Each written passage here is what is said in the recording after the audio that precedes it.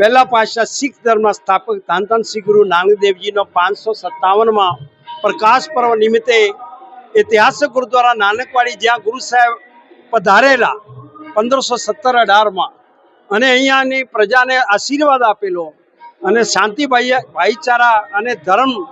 ધાર્મિક એકતા માટે જે આહ્વાન કરેલો અને આ નગરીને નિવાજ્યા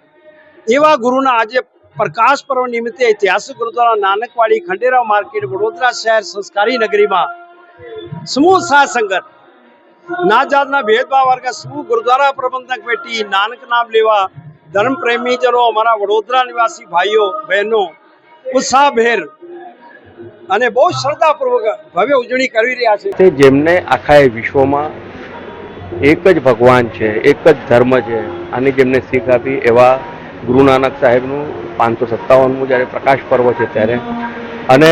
વડોદરા બળભાગી છે કે વડોદરામાં આપણે જે જગ્યા પર હમણાં છે આ નાનકવાડી 100 વર્ષ કરતાં પણ જૂની છે,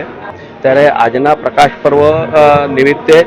સૌ પ્રથમ તો ગુરુ નાનક દેવનો ખૂબ ખૂબ નમન સાથે એમને વંદન કરું છું, અને અહીંયા આટલા મોટા કાર્યક્રમના આયોજન બદલ તમામ આયોજકોનો પણ ખૂબ આભાર।